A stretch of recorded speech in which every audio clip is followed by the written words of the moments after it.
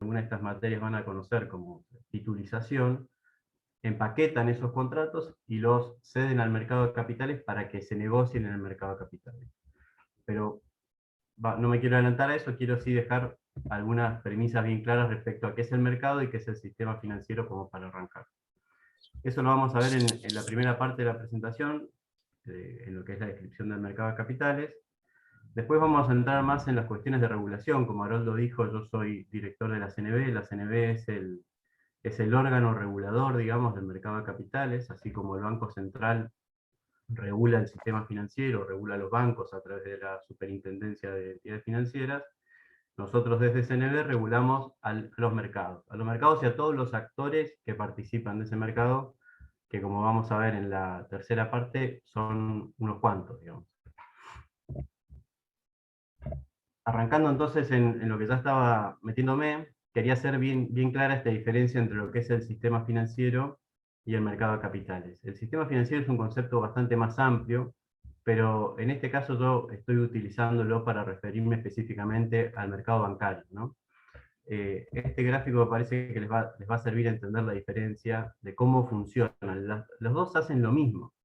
El sistema financiero y el mercado de capitales hacen lo mismo, juntan puntas, juntan oferentes de recursos, es decir, personas que tienen excedentes de ahorros y los quieren invertir, y la demanda de esos recursos, es decir, personas que necesitan financiar un proyecto, que necesitan financiar un gasto, entonces recurren a alguna de estas dos fuentes de financiamiento, el sistema financiero o el mercado de capitales, o ambas, digamos, y lo hacen. ¿Quiénes están del lado de la oferta? ¿Quiénes ofrecen financiamiento? Bueno, toda persona que tenga un excedente de ahorro puede, digamos, volcarlo al mercado de capitales o al sistema financiero. En el sistema financiero, ¿cómo lo hacen? ¿Alguien se anima a responder la pregunta? ¿Cómo vuelco yo, digamos, un excedente de ahorros que tengo, o cualquiera de ustedes, al sistema financiero? ¿Qué hago para que eso pase? Le doy la única que les doy es que todavía no les di contratos bancarios a los míos. Pero acá hay algunos que ya dieron contratos bancarios, así que vale que se animen. Abran micrófono, si quieren. Depósitos en Plazo plazo fijo. fijo, por ejemplo. Perfecto. No veo a quién habla, perdón, pero sí, exactamente. Por ejemplo, hacer un plazo fijo es una forma de volcar excedentes de ahorro en el sistema financiero. Ahora, también esa misma persona se enfrenta con otras opciones de inversión. Si ustedes trabajan... ¿Sí? ¿Perdón? No, me parece que fue Ah, un ruido si de fondo. ustedes trabajan y tienen la suerte de ahorrar algún puchito de su sueldo mes a mes, tienen la posibilidad de volcarlo al sistema financiero armando un plazo fijo, o también tienen la posibilidad de volcarlo al mercado de capitales. ¿Cómo? Comprando una obligación negociable, comprando un bono, descontando un cheque, comprando un cheque de pago diferido, comprando una acción, ¿no? En mercados de capitales domésticos y también en mercados de capitales del exterior, porque hoy muchos agentes del mercado ofrecen el servicio también de invertir en productos de afuera. Y vamos a ver también que hay productos locales que ustedes pueden invertir, que a su vez tienen lo que llamamos subyacentes del exterior, es decir, es un producto emitido en la Argentina con un activo adentro que en realidad es, por ejemplo, la empresa Apple, la empresa Amazon, o un bono del Tesoro de los Estados Unidos, o lo que fuera, ¿no? Esos, van a ver que ustedes en el mercado de capitales tienen un abanico y una posibilidad de inversión tremendas. Obviamente después depende de los recursos que tengan, de los costos que tienen estas transacciones y demás, pero a diferencia del sistema financiero, es una posibilidad, digamos, como inversores, nos da una posibilidad muy amplia de tomar inversiones a diferentes tipos de riesgos, digamos, que es básicamente lo que el mercado hace. Pero, y bueno, y por otro lado tenemos la demanda de recursos, que son las personas que necesitan. ¿Quiénes son los principales tomadores de deuda en el sistema financiero o en el mercado? En el sistema financiero, los bancos, ¿a quién le prestan? Le prestan al sector privado, a las pymes, a las personas a través de préstamos personales. Le prestan al Estado, si bien hoy en la Argentina, a partir de lo que fue la crisis del 2001, el financiamiento al sector público se restringió bastante y hay normas, digamos, así como CNB regula digamos, el mercado de capitales y la oferta de productos, el Banco Central también regula y les dice a las entidades financieras en qué pueden invertir y en qué no. Y en ese sentido, la inversión en activos del sector público, es decir, en bonos públicos, nacionales, provinciales, en letras del Tesoro y demás, está también bastante restringida. Y cuando los bancos tienen plata que tomaron de esos oferentes a través de depósitos y no los pueden prestar porque no tienen a quién dárselo, generalmente lo que terminan haciendo es invirtiendo en activos que emite el propio Banco Central. Las letras que emite el Banco Central es una forma también de darle un activo y darle rentabilidad al sistema bancario, si bien tienen otra razón de ser, que es un poco lograr la estabilidad de la moneda, o lograr, digamos, alguna tasa de referencia para todo el sistema y demás. Pero digamos, la principal característica del sistema financiero es la intermediación, este concepto que ustedes van a ver cuando vean, digamos, contratos bancarios. La principal característica, o puede ser que lo vean también en economía, política y demás, es la intermediación financiera. Eso es algo que solo los bancos pueden hacer. Es una actividad que para todo el resto de las entidades y personas humanas está prohibida. ¿Qué quiere decir intermediar? Bueno, justamente esto, tomar depósitos del público en general y prestárselos a los destinatarios del financiamiento. Pero ahí, la diferencia con el mercado de capitales es que, como ustedes ven acá, la oferta de recursos y la demanda de recursos no son directas, es decir, no hay un vínculo entre yo que hago un plazo fijo y la pyme que recibe la plata que el banco le presta, sino que el banco se para en el medio y contractualmente es quien actúa como receptor de esos fondos para los depositantes y como dador de esos fondos para los tomadores de crédito.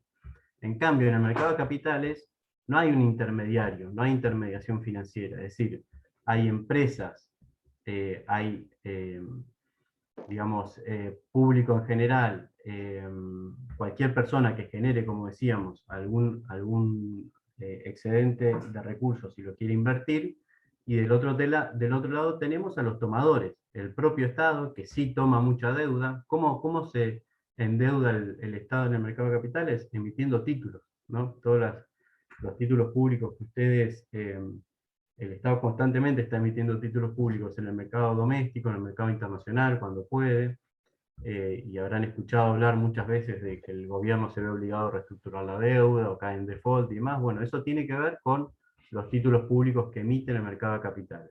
Lo hace domésticamente, y también lo hace en el mercado internacional, en general con contratos que están sometidos a leyes y a jurisdicciones de otros países, digamos. Pero eso también es un mecanismo a través del cual el mercado de capitales le presta financiamiento al Estado. También se lo hace a las provincias, a los municipios y a las entidades en general. Digamos, acá la diferencia está, como les decía antes, no hay intermediación financiera, sino que hay de manera directa un financiamiento directo entre los oferentes de recursos y los demandantes de esos recursos, ¿no? ¿Cómo ocurre o cómo dividimos el mercado habitualmente, ¿no? Entre esta distinción que ya había mencionado antes entre mercado primario y mercado secundario. En el mercado primario ocurre lo que llamamos la emisión y la colocación de los instrumentos. Es decir, una empresa necesita ampliar su capital. ¿Qué va a hacer para ampliar su capital en el mercado de capitales? ¿Alguien se anima a contestar?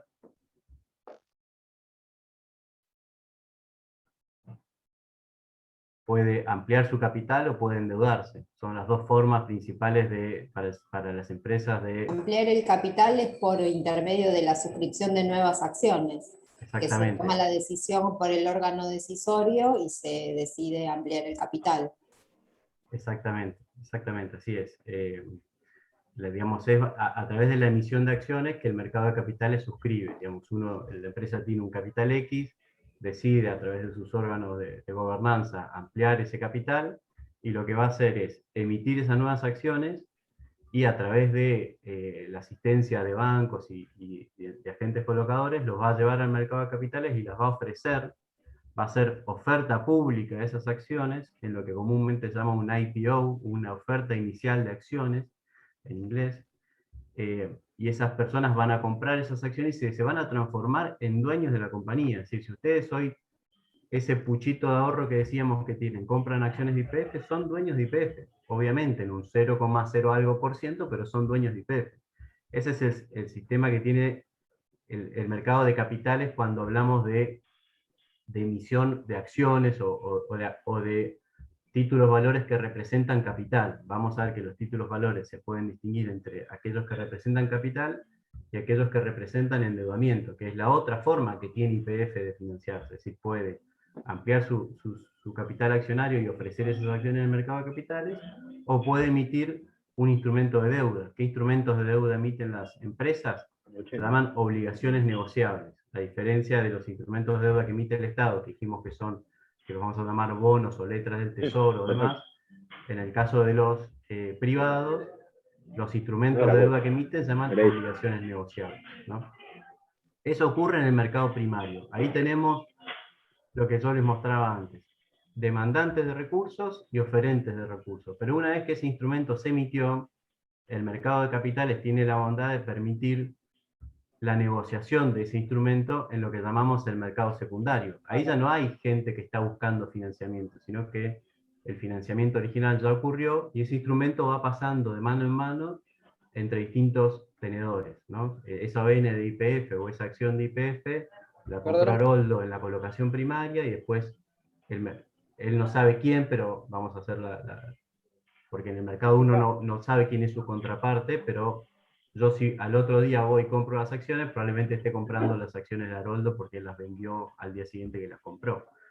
Eso ocurre en el mercado secundario. Ahí ya no hay alguien generando un financiamiento para una inversión o un proyecto determinado, sino que hay gente que está invirtiendo y negociando un título valor, que ahora vamos a ver a qué llamamos título valor o qué características tiene. Disculpa, ¿me podrías explicar de vuelta cuál es el instrumento de deuda que se escuchó mal y no se entendió? El instrumento de deuda para el sector privado lo llamamos obligaciones negociables. Ustedes van a ver seguramente en alguna de las materias en la carrera hay una ley específica que regula las obligaciones negociables. Creo que, si no me equivoco, 24.083 creo que es el número de la ley, que regula, digamos, todo el proceso de cómo se emiten, cómo se endeudan las empresas a través de este instrumento, cómo se pagan, cómo se cancelan, cómo se toman las decisiones entre los tenedores del instrumento en caso que haya que tomar alguna decisión y demás. Eso es un instrumento específico. A ver, la característica de lo que vamos a ver hoy... Perdón, Haroldo, no sé si querías decir algo. No. Digamos, hoy yo les voy a contar un poquito de cómo funciona el mercado de capitales, su regulación, a través de una ley principal, que es la ley de mercado de capitales justamente, la 26.831, pero tengan siempre en cuenta que lo que regula esa ley es la oferta pública de los títulos valores, pero los títulos valores tienen un origen en otras normativas. Ustedes van a ver seguramente a lo largo de la carrera, en distintas materias, en las materias de derecho privado, cómo se originan todos estos títulos valores, desde la acción, la obligación negociable, los cheques, los pagarés, las facturas de crédito electrónicas. Son todos títulos que se compran y venden constantemente en el mercado de capitales, pero que hay, digamos, que lo que nosotros regulamos desde CNB es cómo se ofrecen, cómo se negocian, cómo se emiten, pero en el caso que eso ocurra en el ámbito de la oferta pública. ¿Qué quiero decir con esto? Una empresa también puede ampliar su capital emitiendo acciones y no estar regulada por CNB y no estar haciendo uso del mercado de capitales, porque si yo constituyo una sociedad anónima y lo quiero, no sé, hago una determinada actividad industrial y salgo a buscar financiamiento, Haroldo se engancha con lo que yo estoy haciendo y quiere poner plata en el negocio, yo lo puedo hacer accionista, obviamente. El proceso de emisión de las acciones es igual que como hablábamos antes, es decir, hay órganos dentro de la sociedad que tienen que autorizar la incorporación de nuevos socios y el incremento del capital accionario, pero básicamente la sociedad va a emitir nuevas acciones y Haroldo las va a comprar. Eso no ocurre en el mercado de capitales. También es una fuente de financiamiento, pero que es privada, a diferencia de lo que ocurre en el mercado, que es todo oferta pública, ¿no? Y lo mismo puede pasar con instrumentos de endeudamiento, con cheques, con cualquier título valor que se puede emitir y se puede colocar de manera privada y no son regulados y no están alcanzados por la regulación de la CNB. La diferencia está en que la ley 26.831, la ley de mercado de capitales, va a aplicar y todas las restricciones y los controles que CNB impone a los a la emisión y a la negociación de títulos valores ocurre cuando uno quiere hacer oferta pública de eso, es decir, cuando yo quiero, no me alcanza con la plata que Haroldo me puede dar, o mis papás, u otros amigos y demás, sino que tengo que hacer, digamos, necesito un nivel de financiamiento que tengo que salir a pedírselo a más gente que no conozco. Entonces, cuando tengo que hacer eso y tengo que usar medios de difusión masivos para salir a venderle a alguien el producto que quiero vender, entonces ahí estoy regulado por la CNB y tengo que cumplir todas las pautas que CNB establece. Eso es lo que llamamos el régimen de oferta pública, digamos. Insisto, es importante que esto quede claro, porque los títulos valores, ustedes van a ver, tienen una norma de origen diferente a la ley de mercado de capitales, se pueden comprar y vender y emitir y demás de manera privada, y también puede ocurrir todo eso en el ámbito de la oferta pública, y ahí es donde está regulado. Y ahora vamos a ver por qué se regula en ese ámbito, ¿no? Pero bueno, esto es un poco la descripción de cómo funciona el mercado de capitales en lo que muy bien Haroldo explicaba, que es una evolución, si se quiere, regulatoria de algo que nació así, como la feria de la calle de la avenida 38. ¿Para qué sirven los mercados de capitales? Varias cosas.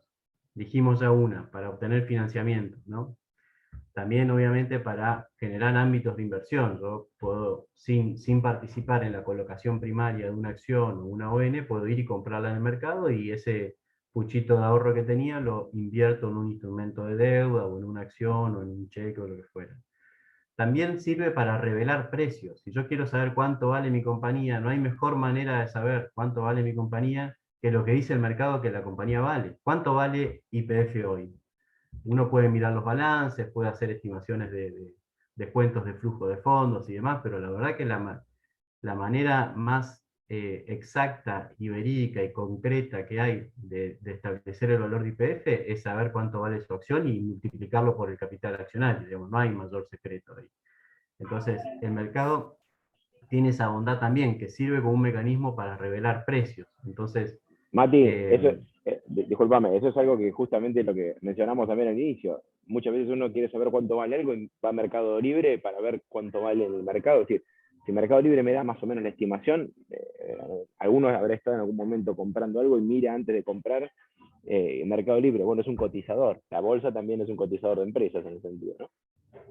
exactamente, exactamente. Si hoy yo quiero, digamos, analizar si me conviene poner la plata en un plazo fijo o me conviene comprar un bono del tesoro, sabiendo el valor de los bonos del tesoro, puedo saber qué rentabilidad están teniendo y ver qué me conviene hacer según el nivel de riesgo que quiero tomar. Ahí Diego levantó la mano. Diego tiene una pregunta, sí.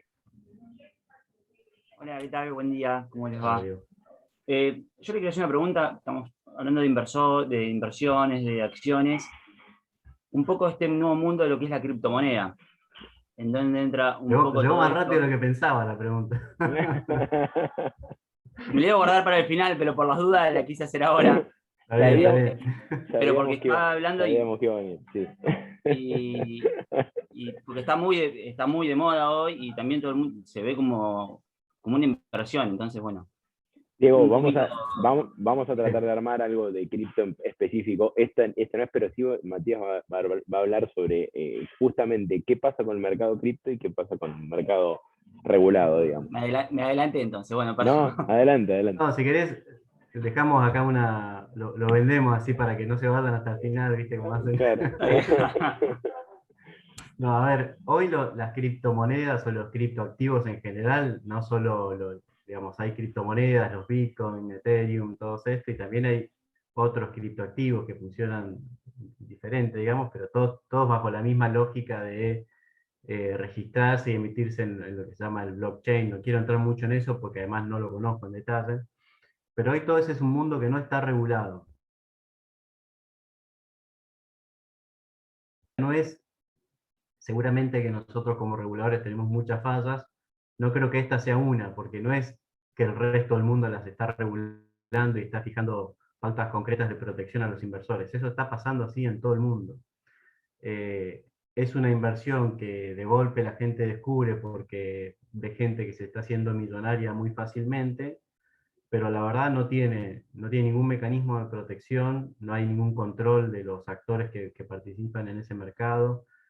ustedes piensen que dentro de lo que son las funciones de la Comisión Nacional de Valores, como de cualquier otro regulador del mercado de capitales en el mundo, está la función de, digamos, de monitorear el mercado y de sancionar las conductas disvaliosas, como por ejemplo, o sea, nosotros tenemos funciones, digamos, de naturaleza penal, si se quiere, porque podemos imponer sanciones. Por ejemplo, cuando un actor del mercado, como se dice, manipula precios o hace acciones, digamos, o hace uso privilegiado de información que el resto del mercado no tiene y demás. Eso en el mercado de Bitcoin no puede pasar tranquilamente y no va a haber nadie para evitar o para generar protección a los inversores. No solo eso, sino además que no hay nadie controlando la calidad de los registros que se llevan en lo que se llaman los exchanges, digamos, de cripto. O sea, ustedes cuando dicen que compran cripto, lo que tienen es, le dan dólares a un exchange y ese exchange les da una clave para decirle, bueno, con esta clave vos vas a poder disponer de X cantidad de Bitcoin, supónganse. La verdad que si detrás de eso hay un hacker o ese exchange en realidad se levanta toda la plata y desaparece y era todo humo, digamos, no hay nadie que esté ahí para protegerlo, digamos.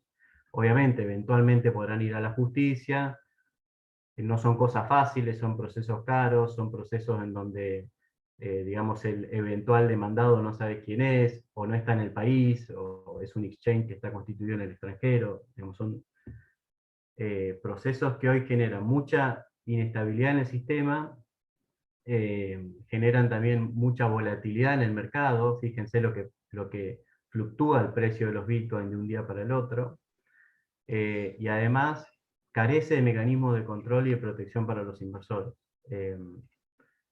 Pero bueno, sin perjuicio de eso, hoy en Argentina hay 1 millón de cuentas abiertas en criptoactivos, digamos, con lo cual es una realidad. Hola, ¿puedo Y hacer hoy, una pregunta? sí, déjame completo esta idea. Hoy es un problema para todos los reguladores del mundo qué hacer con esto, digamos, porque de alguna manera nos estamos quedando atrás, nos está llevando por delante, digamos, nos está pasando por delante. Sí, Camila, perdón. No, disculpe, buen día. Y perdón la pregunta que voy a hacer, quizás no va al caso de la presentación, pero ¿cómo empieza a desarrollarse el mercado de las criptomonedas? Si es tan poca la seguridad que hay y bueno, todo lo que viene explicando, o sea, ¿cómo empieza a desarrollarse? Mira, ahí déjame que para ordenar, para no perdernos, Matías, en lo que Matías nos puede aportar. Por eso. La base de eso es el blockchain. O sea, lo que hay detrás de la cripto es que hay un sistema que todavía no ha sido vulnerado, que es una seguridad informática que permite que el que compra o el que vende pueda encriptar eso de una manera que todavía no ha sido vulnerada. Entonces, la verdadera seguridad, entre comillas, que da eso es la cadena de bloques, el blockchain como tecnología. Pero no hay nadie que te pueda garantizar que los proyectos que están detrás de cada cripto o que existen detrás de cada cripto sean reales, estén controlados. No hay ninguna entidad que se hace cargo de decir esto es así. Entonces, por eso, yo para orientarlo y para no desviar la cuestión, yo sé que es un tema que va, pero ahí tenemos una diferencia. ¿Sí? Lo que está hablando Matías es un mercado en donde interviene un Estado para regular un ámbito de negociación. Como dato ahora, quédense con esto, el mercado cripto es un mercado sin regulación estatal de ningún Estado, no es solamente un problema de Argentina, es general. ¿Sí?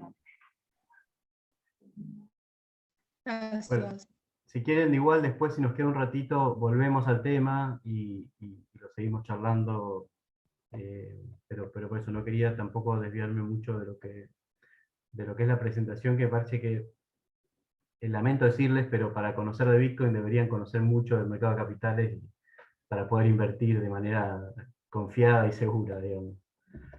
Ahí está. Bueno, vamos rápido entonces a la parte más normativa y regulatoria. Digamos, el mercado de capitales tuvo una particularidad, como decía Haroldo, o como yo tomando lo que decía Haroldo de la feria y demás, les decía que tuvo un origen también así, fáctico, digamos. No es que de un día para el otro un legislador dijo vamos a crear títulos, sino que los títulos valores empezaron a ocurrir de la nada. Y la regulación nace un poco como un mecanismo de decir claramente, no todos los mercados están regulados. Si ustedes van y compran en Carrefour la comida, o compran en una roticería, van a una mueblería, esas actividades no están reguladas, se regulan solas por el libre juego de la oferta y la demanda, son actividades no reguladas. Ahora, ¿por qué el Estado regula o se mete en determinadas actividades y las controla y las regula? Básicamente porque, ahora vamos a ver todos los motivos, pero uno de ellos es porque hay una parte débil. Cuando hay un emisor de acciones que sabe exactamente cuál es la realidad financiera de esa compañía, o la realidad económica, jurídica y demás, los activos que tiene, los pasivos que tiene, la persona que está comprando esa acción no tiene ese nivel de conocimiento. Es una parte débil en un contrato de adhesión, básicamente, porque acá los inversores son, digamos, llevándolo a conceptos que seguramente a ustedes les resulten más familiares, son consumidores financieros, es decir, son la parte débil en un contrato en donde están invirtiendo sobre la base de la información que ese emisor de esa acción reveló al mercado, pero que puede no haber sido completa, o ese emisor pudo no haber tenido la posibilidad de leerla entera o de entender entero y poder captar realmente los riesgos que están involucrados en la compra de esa acción o de ese bono o de ese cheque o el título o valor que fuera. De ahí es que nace la necesidad de regularlo. Pero la verdad que en un primer momento los mercados se autorregularon. Durante muchísimos siglos, digamos, se autorregularon. De hecho, en Argentina, la 17811, que fue una ley que se aprobó en el año 66-68, y regulaba, o fijaba las pautas para la regulación del mercado de capitales, le daba muchísimo poder a los mismos mercados.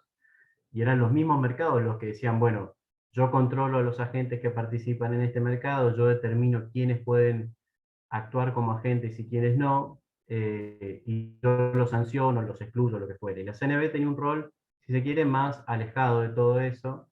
Los mercados fijaban las operatorias, establecían las modalidades en que se iban a negociar los títulos y demás. Eso cambió recién en el año 2012, si no me equivoco, que se aprueba la ley 26831, que es la ley que está vigente hoy, que trasladó toda esa potestad regulatoria o esa autoridad regulatoria del mercado de capitales, o sea, cuando hablo de los mercados, en los mercados concretos en donde los títulos de valores se negocian, que en nuestro país hay 4 hoy, ahora les voy a contar cuáles son. La 26831 lo que hizo fue, por un lado, le sacó todas esas facultades regulatorias a los mercados y se los dio a la CNB, y por otro lado, desmutualizó el mercado. ¿Qué es esto? Los mercados de capitales estaban mutualizados en el sentido que el mismo mercado determinaba quién podía actuar como agente. Cuando digo agente es como un operador del mercado, como un broker, como una entidad que puede tener clientes que compran y venden títulos valores. Esa desmutualización lo que significó es que cualquier persona, en la medida que fuera registrada y autorizada por CNB, puede actuar como broker en cualquier mercado. Antes, si ustedes querían ser agentes del Merval, que era el mercado como se conocía en su momento, hace unos años, tenían que comprar una acción de Merval que era carísima y que el Merval decidía quién se la vendía y a quién no. Entonces, era un club cerrado, la concepción de los mercados de capitales o las bolsas de comercio eran clubes cerrados en donde eran siempre los mismos los que estaban y era muy difícil entrar. Con la desmutualización, ahora la decisión de quiénes pueden actuar como agentes en el mercado y quiénes no, la tiene el regulador, la tiene el Estado a través de CNB y no ya los mercados. Eso fue un cambio, digamos, bastante profundo que todavía está en proceso de terminar de acomodarse, pero que lo estableció la ley 26831 en el año 2012, ¿no? Después, respecto... Una pregunta. Sí. No, lo que puedo deducir también de todo esto es que digamos, no está apuntado obviamente a pequeños ahorristas o a quien quiere invertir unos pesos, porque para eso tenemos el mercado financiero, obviamente. Y el Merval, lo que por ahí hacía, según te entiendo, era cerrar el círculo más que nada para armar un club de cerrados como si fuera una logia, y ahora por ahí se permite que ingresen, ¿no? Quizás. Lo que pasa es que pienso, si no es para pequeños ahorristas, ¿no? Ni para el que tiene 2 mangos para ir a invertir, también termina, obviamente, de ser un sistema cerrado, y que parte de ese círculo también respondía a los intereses por ahí del Merval y demás. No sé si... No Mirá, sé, no, creo que... no sé si la diferencia, digo... A ver, quiero aclarar algunos conceptos porque hoy y en todo momento cualquier persona que tenía un ahorro podía llevarlo al mercado de capitales. Porque yo me refería a otra cosa cuando hablaba de quién podía ser agente. Los agentes del mercado son lo que eran las sociedades de bolsa, que hoy se llaman agentes de liquidación y compensación, en la jerga le decimos ALICs, ¿no? Las ALICs hoy son todas aquellas que CNB autoriza a actuar como tales. Antes, si vos querías ser sociedad de bolsa, no para invertir, sino para, digamos, generar el negocio de comprar y vender instrumentos para que tus clientes inviertan. Ese agente de bolsa, antes para poder actuar en ese mercado, tenía que ser miembro del mercado. Entonces tenías que comprar esa acción del mercado que era a costos para muchos prohibitivo. Hoy ese mismo agente quiere actuar en BIMA, que es lo que hoy reemplazó a Merval, BIMA o ROFEX, que es el mercado de futuros, o cualquiera de los otros, simplemente lo que tiene que simplemente no es un trámite sencillo, pero lo que tiene que lograr es que CNB lo autorice a actuar como ALIC, como agente de liquidación y compensación. Ahora, respecto a los inversores, siempre fue posible que cualquier persona pudiera invertir en la bolsa, con 10.000 pesos, con 1.000.000 de pesos, con lo que fuera, y tenés muchos instrumentos para hacerlo. Podés ir y comprar una acción de YPF, o podés ir y comprar un bono del tesoro, o inclusive podés comprar una cuota aparte en un fondo común de inversiones, que lo que te permite es hacer una inversión diversificada, en donde vos no tenés que preocuparte por cómo balanceás el riesgo de tu cartera de inversión, sino que hay un profesional, un administrador profesional de fondos que se dedica a eso, y vos le das la plata a él, obviamente te cobra una comisión por ese servicio, pero él invierte, digamos, en activos. Vos, no sé, podés elegir el tipo de riesgo que querés tomar según los distintos tipos de fondos comunes de inversión que pueda haber, e Los invertís bancos en el que ofrecen. quieras. ¿Cómo? Los bancos ofrecen por ahí determinado, y quien te conecta es el banco. Los fondos de Sí, inversión que así como ofrecen. normalmente uno lo ve, porque generalmente en el home banking te ofrecen ese servicio todos los bancos, pero hay también administradoras de fondos que no son bancarias, hay muchísimas, de hecho, hay más cantidad de no bancarias que bancarias. Pero es cierto que para el común de nosotros, la forma en que vos podés llegar es si tenés cuenta en el provincia, te van a aparecer ahí la posibilidad de invertir en los fondos de provincia, si tenés cuenta en Galicia lo mismo y así, pero no solo los bancos ofrecen ese servicio, lo van a ver seguramente en alguna de las materias, pero el Fondo Común de Inversión como tal lo administra una sociedad gerente. Se llama esa sociedad gerente, muchas son bancarias, o sea, tenés los fondos FIMA de Galicia, los fondos Pellegrini del Banco Nación y demás, y después tenés otras, muchísimas más, que no son bancarias, que son, digamos, de algunas ALICs, como Alaria, que es una ALIC muy grande que tiene una sociedad gerente, como Schroeders, no sé, hay 20.000 de estas, pero bueno, a lo que me refería, volviendo a tu pregunta, Nahuel, yo me refería más a que era un club cerrado para actuar como agente en el mercado, para poder operar en el mercado carteras o inversiones de otras personas. Ahora, para el inversor común, para cualquiera de nosotros que quiere invertir, siempre pudo entrar, no fue un problema el volumen. Probablemente vas a un agente de bolsa y el tipo, porque no gana mucha plata operándote 20.000 pesos, no te dé bola, digamos. Bueno, eso puede pasar.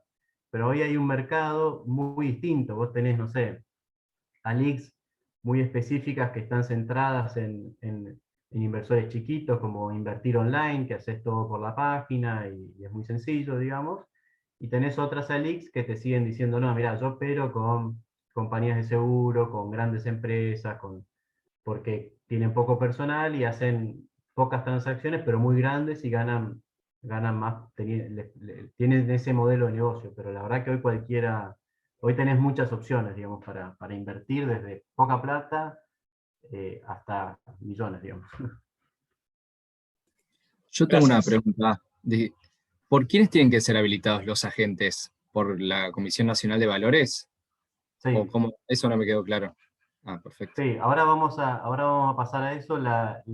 Todos los actores del mercado, cuando veamos ahora cómo se arma la arquitectura del mercado de capitales, está controlada por la CNB. Eh, ahora lo vamos a ver. ¿Sí? Bueno, ¿por qué se regula? Esto me parece que es importante. Vamos a ir por ahí a unos conceptos más de financieros, económicos o financieros. Básicamente yo encuentro tres razones, hay otras seguramente. La primera es lo que los economistas llaman la asimetría de información, que es esto lo que yo les explicaba anteriormente. Cuando tenemos una transacción entre dos partes que no están en igual nivel de conocimiento, digamos, hay que proteger a la parte más débil. Básicamente, ¿por qué? Porque está en una situación de asimetría de información. Conoce menos que el otro. Esa es la principal diferencia. Me quedó, perdón, pero me quedaron incompletas las primeras oraciones. Básicamente lo que yo quería decir en eso que está borrado, que no está completo, es que los mercados negocian información. La información es dinero, la información es capacidad de medir riesgos, y eso es lo que básicamente uno hace cuando define en qué tipo de activos quiere invertir. Si ustedes se fijan, cuando quieran abrir una cuenta en una LIC o en un agente del mercado, le van a hacer un test del inversor. Todos los hacen porque nosotros se los obligamos a hacerlo.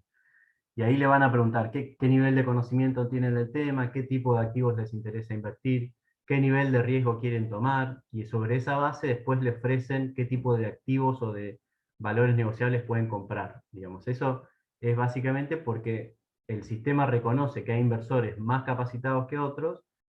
Hay algunos que no necesitan ningún tipo de protección, digamos que no necesitarían la regulación, como no sé, una compañía de seguro, la tesorería de una gran empresa que maneja liquidez por miles de millones de pesos. Digamos, son inversores que tienen capacidad y conocimiento técnico y know-how para definir en qué quieren invertir y poder analizar qué tipo de riesgo están tomando. Lo mismo un fondo común de inversiones y demás. Ahora, cuando ustedes van y quieren comprar activos de manera directa, probablemente compran un poco ciegos, porque está bien, ustedes pueden leer las noticias, leer algún informe más técnico que genere o que publique alguna entidad del mercado, los bancos hacen sus informes de research y demás, pero siempre van a estar un poquito debajo en cuanto al nivel de conocimiento que tienen de lo que está pasando ahí, y eso es lo que, digamos, necesita o que genera que sea necesario proteger a los inversores, porque si no, digamos, si ustedes sienten que el sistema, de la manera que está funcionando, que los emisores de los valores negociables mienten respecto a la información que dan al mercado, o no dan información precisa, actualizada, completa y demás, no van a volver al mercado de capitales, se van a ir y van a destinar sus ahorros a otros proyectos de inversión, o se los van a dar al banco, o van a comprar un departamento, o van a hacer otra cosa, pero no van a invertir en el mercado de capitales. Entonces, para evitar eso, digamos, esa consecuencia negativa, digamos, es que se necesitan proteger. La principal función que tiene el regulador es generar un cúmulo de información que ponga a todos más o menos en igual posición a la hora de tomar sus decisiones de inversión. Les hago una pregunta muy concreta. Ustedes pónganse por un momento en mi lugar. Son reguladores del mercado de capitales y viene un proyecto para emitir una obligación negociable de una empresa que a la vista, que claramente, digamos, ustedes tienen sus contadores en la CNB que le van a decir, mira, esta empresa está a 2 días de concursarse, está hecha bolsa, le debe plata a medio mundo. ¿Ustedes creen que nosotros, como reguladores, lo tenemos que aprobar o lo tenemos que rechazar? Pregunta capciosa, desde ya, claro. Es difícil porque por ahí es un salvamento Buen punto, buen punto. pero a su vez es un riesgo para los inversores después. Bueno, exactamente, creo que ahí está, Florencia, la clave, diste en la tecla. A ver, como pauta principal, nosotros lo tenemos que autorizar. ¿Por qué? Porque nosotros, como el regulador del mercado, lo que hace es garantizar que la información fluya del emisor de esa acción o de esa ON a los inversores. O sea, lo que tenemos que asegurarnos es que los documentos de oferta pública de ese instrumento digamos, sean completos, sean precisos, estén actualizados, que, digamos, que no haya mentiras respecto de los activos que informan que tienen, que no haya mentiras, que no haya deudas ocultas, que si la empresa tiene juicios que pueden resultar en pasivos contingentes en el futuro muy altos, lo diga y demás. Pero en la medida que todo eso ocurra, puede emitir deuda, porque el control que hace el regulador no es de la calidad crediticia, ¿no? El regulador lo que controla es que se difunda la información que se tiene que difundir, y que esa información sea completa, veraz y precisa. Pero después, el análisis respecto a la calidad del riesgo y si quiero meterme en un negocio tan riesgoso o no, lo va a tomar el mercado. Y obviamente, ¿cómo se refleja ese riesgo en el mercado? Con la tasa de interés. O sea, si el mercado nota, hay un producto, una ON de una empresa que, como dijimos, sabemos que le queda poca vida, es una concesionaria, un servicio público que el gobierno ya dijo que le va a sacar el servicio público, supónganse, ¿no? ¿Qué negocio le queda por hacer? Y muy poco, probablemente vaya a un concurso de acá a 6 meses. ¿Qué va a pasar? La CNB, en la medida que sea transparente en la información que lleva al mercado de capitales, la CNB lo va a autorizar, y después el mercado va a definir cuánto le cobra, cuán dispuesto está a prestarle, y si está dispuesto a prestarle, a qué tasa se le va a prestar. Pero para eso está el mercado, no el regulador, ¿se entiende? Eso es muy importante. El regulador no tiene un rol de verificar la calidad de los créditos, sino de controlar la información, el flujo de información. ¿Cómo acceden ustedes a la información que garantizan? ¿El inversor decide, Guido? No, ustedes como ente regulador garantizan la información para los inversores, la información de la persona que emite las acciones, sí, o los instrumentos. ¿Cómo acceden a esa información que garantizan para los inversores? Bueno, ese es todo el proceso de autorización de oferta pública que hace CNB.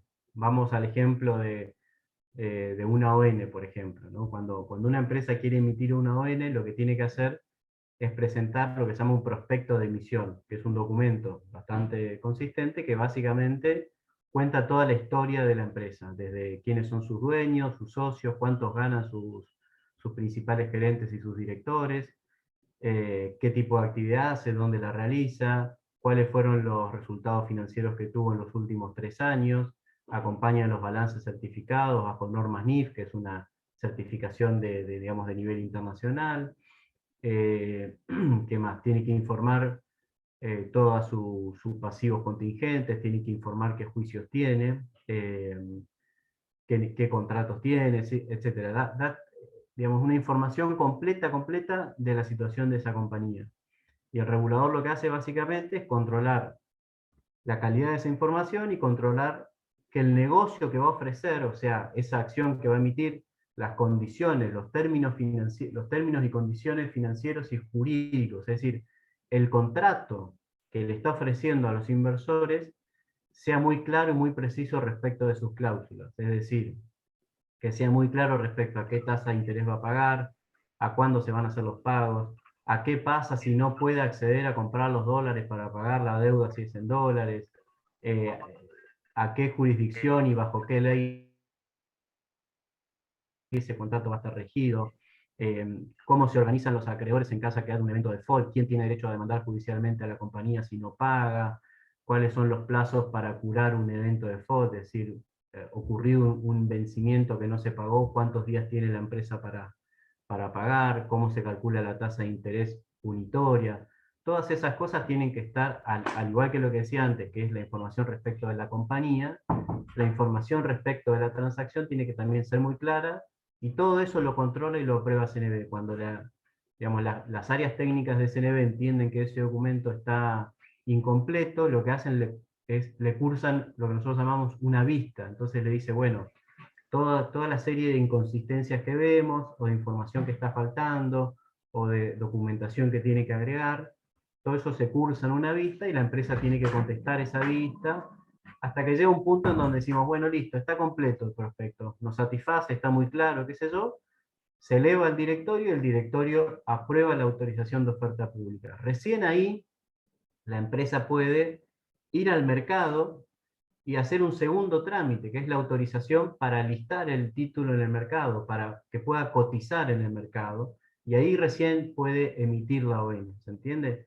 Todo ese proceso previo, que es el control que nosotros hacemos, es el proceso de autorización de oferta pública, digamos, y obviamente ese prospecto después, que yo les decía que es el documento sobre el cual se trabaja, va a estar disponible, colgado en la página web del mercado, colgado en la página de CNB, y los inversores lo pueden ver, digamos.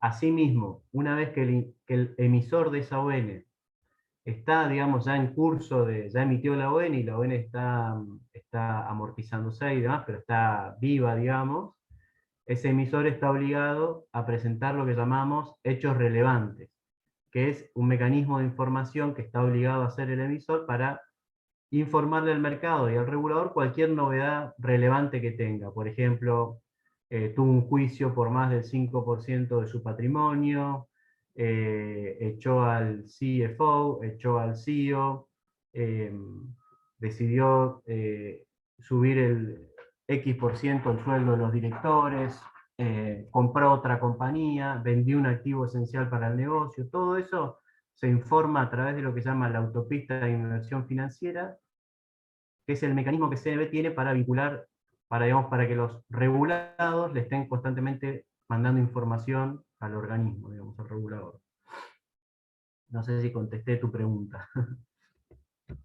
Bastante bien, muchas gracias. Bueno, volviendo a por qué regulamos, el último punto importante que quería mencionar, lo de la protección al inversor ya lo dijimos, es que además muchas veces hay crisis financieras que se generan en el mercado de capitales. O sea, en el mercado de capitales muchas veces vemos actores que incumplen su promesa de pago, agentes que se caen. El año pasado, por ejemplo, ni bien yo asumí como director en CNB, a la semana apareció una LIC en Rosario que se había quedado con toda la plata de sus inversores, una LIC vinculada a lo que era el negocio de Vicentín, de la cerealera que se concursó y demás. Bueno, todo ese tipo de cosas son comunes, no deseadas obviamente, pero ocurren en el mercado. El problema es que cuando eso se vuelve sistémico, cuando no es una LIC que se cae, o no es un emisor que no paga una ON, sino que hay digamos, una situación más generalizada en donde, no sé, todas las empresas mineras o todas las empresas energéticas, por X problema en el valor del petróleo o lo que fuera, quiebran o todas dejan de pagar sus obligaciones, o bueno, cuando esas cosas más sistémicas que pueden afectar a la economía ocurren, son muy dañinas. Entonces también el regulador tiene una función de regular para evitar o para atenuar la posibilidad de que ocurra un evento sistémico. Eso en Argentina no ha pasado tanto, salvo en el 2001 con la deuda pública. ¿Se acuerdan que yo les dije que a partir del 2001, a partir de la crisis del 2001, el Banco Central reguló mucho lo que fue el control del financiamiento por parte de los bancos al sector público? Fue como consecuencia de que los bancos tenían muchísima deuda pública. Cuando el Estado dejó de pagar la deuda, los bancos empezaron a desquebrajarse. En el mercado de capitales en Argentina... Antes que ¿Cómo? ¿puedo hacer una pregunta? Sí. La ley 26.381 le dio mayores poderes a la CNB en cuanto al control de las sociedades, ¿puede ser? Le dio, sí, porque básicamente todo lo que es el control societario que está normalmente en otras autoridades, como la Dirección Provincial de Personas Jurídicas en el caso provincial, y la Inspección General de Justicia en la Ciudad de Buenos Aires, cuando las empresas están en el régimen de oferta pública, es CNB quien hace todo ese control de la parte societaria, digamos. Es cierto, sí. Bueno, Gracias. quería mencionarles entonces este tema de las crisis sistémicas. Sí hubo un caso muy concreto, que fue la crisis de las hipotecas subprime en Estados Unidos en el 2008, o la crisis de los años 30, la famosa crisis de los años 30, esas sí nacieron del mercado de capitales, fueron crisis nacidas en el mercado de capitales y que después se expandieron a todas las economías, generando digamos, una reducción del crecimiento de los PBI de los países fuertísima, digamos, una pérdida de valor de los países muy fuerte. Eso es otro motivo por el cual también se regulan los mercados de capitales. Vamos a tratar de avanzar un poquito más rápido y vamos a ver ya la normativa que hoy aplica a la oferta pública. Yo les dije, la ley 26831 es la ley de mercado de capitales, tiene un decreto reglamentario que la verdad no agregó mucho, pero el otro set de normativa muy relevante son las normas que dicta CNB. CNB saca constantemente resoluciones que se van incorporando a un texto ordenado único, que es lo que ven acá en el medio de la pirámide, digamos, y que es un poco lo que reglamenta las disposiciones de la ley, ¿no? La CNB también puede sacar criterios interpretativos, es decir, si hay alguna duda respecto a cómo se aplica determinada resolución general, puede emitir criterios interpretativos que son de carácter obligatorio para los agentes, y después los mismos mercados también reglamentan su propia operatoria. A su vez, esos reglamentos del mercado también los aprueba CNB, o sea que CNB tiene un control total sobre todos los actores. Vamos a pasar rápido a un tema más vinculado al derecho comercial, que es, perdón, adelante, que es el concepto de títulos valores. ¿Qué son los títulos valores? Bueno, eso lo encontramos en el artículo 2 de la ley 26831, que básicamente nos dice que son títulos valores,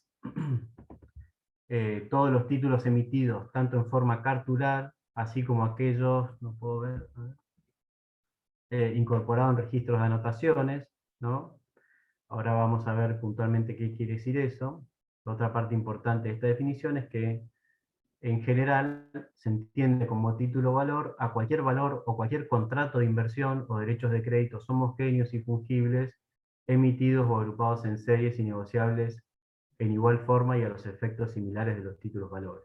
Y después, bueno, la definición establece ejemplos, digamos, concretos de títulos valores específicos. Acá está lo que yo les mencionaba antes. La ley 26831 regula básicamente la oferta pública de los títulos valores, pero cada título valor tiene su propia ley de creación. Acá puse algunas, las más relevantes por ahí.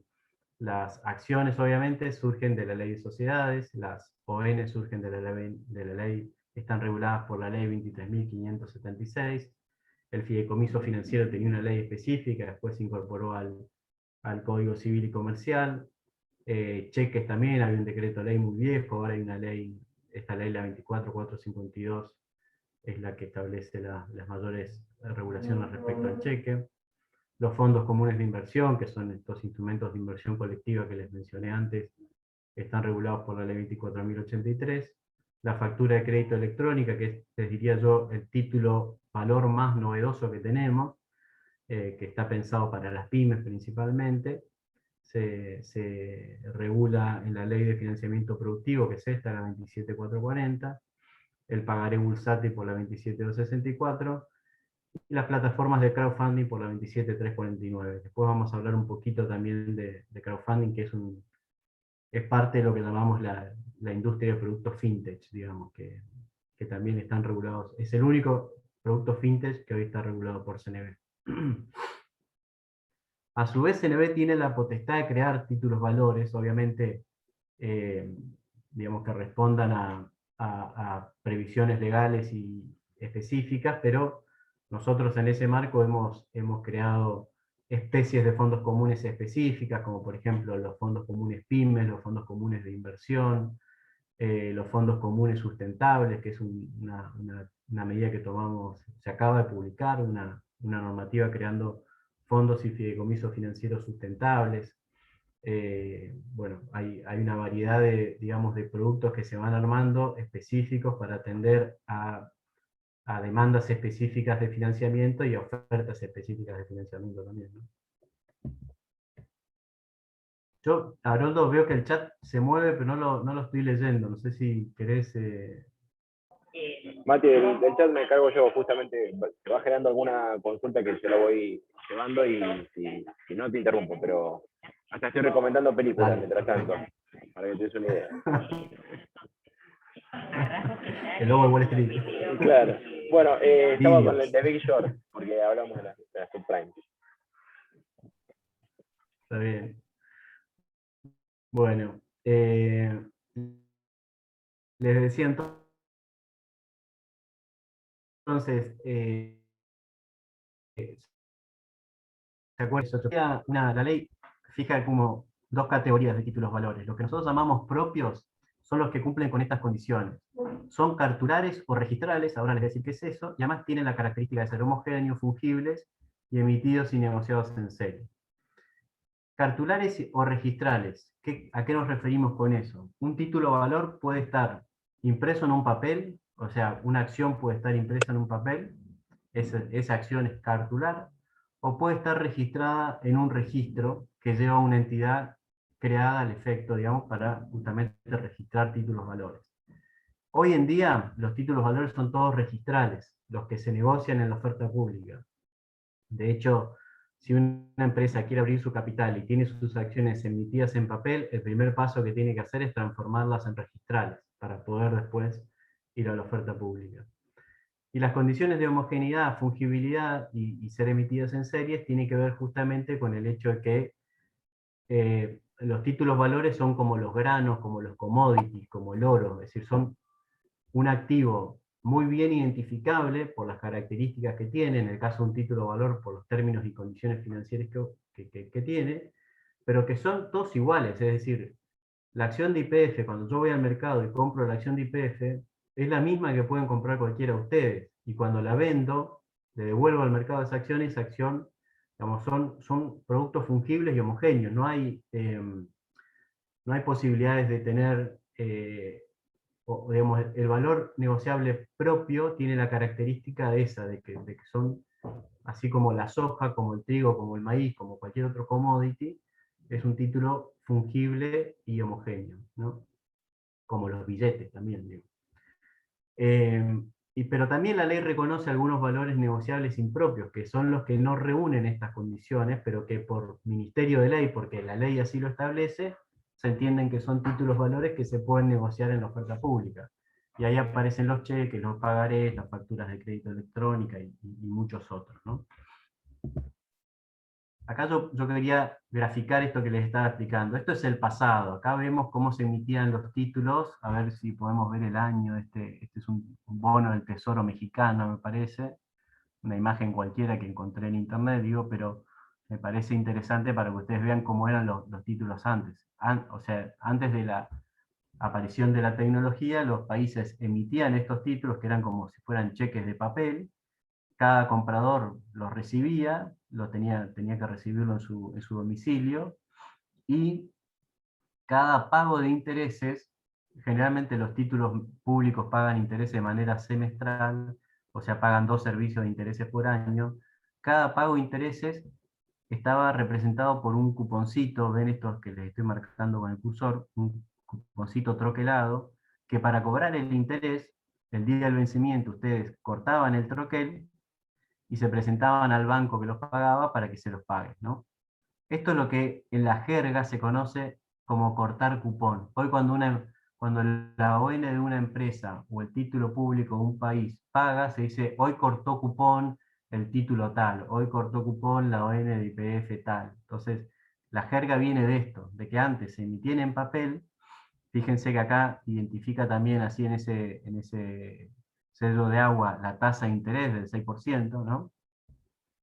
Las condiciones financieras y legales están explicadas acá, y estos son los cupones de interés que vemos al costado, que para cobrar cada cupón había que cortarlo y presentarlo al banco, y te lo pagaban como si fuera un cheque, digamos, como si estuvieras cancelando un cheque, cobrando un cheque. Estos eran bonos al portador, o sea que el que lo tenía lo cobraba. Si ustedes invertían en esto y perdían el papel, sonaban, o sea, había otro que lo recibía, iba al banco y lo cobraba por ustedes. No están nominados, no tenía el nombre del tenedor, ¿no? Los títulos y las obligaciones negociables y las acciones son contratos, reflejan un contrato de adhesión. O sea, el inversor lo que está haciendo es aceptando que todas estas condiciones que están explicadas acá en letra muy chiquita, las acepta. Básicamente los términos y condiciones lo que son es la letra del contrato que está detrás de ese instrumento, ¿no? Pero como les dije, esto ya no funciona más así, hace muchísimo tiempo que no funciona así. Hoy funciona así. Hoy tenemos una institución que en nuestro país se llama Caja de Valores, que lo que hace es, lleva un registro en un depósito colectivo. Ese depósito colectivo participan solo los que llamamos los depositantes. ¿Quiénes son depositantes del depósito colectivo? Son los agentes de bolsa, los mercados, los bancos, las sociedades que administran, digamos que son depositarias de fondos comunes de inversión, el gobierno a través de la Secretaría de Finanzas, otras centrales como Caja de Valores pero del exterior, y unas plataformas que están ahora autorizadas a negociar determinado tipo de títulos valores.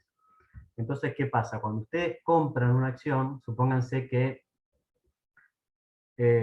compran la acción de YPF a través de mercado de invertir online, pónganse, ¿no?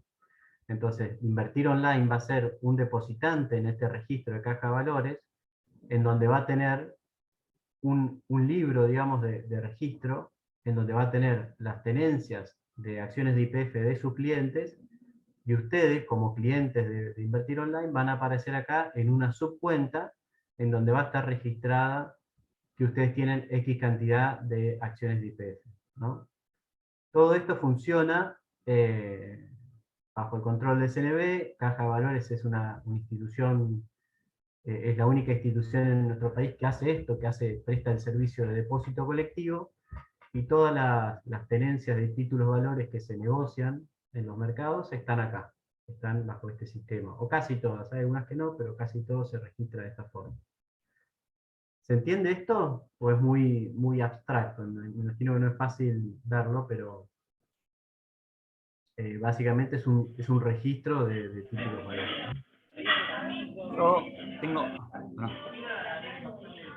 No, que tengo justo la página acá abierta, la aplicación de Invertir Online, un poco iba siguiendo.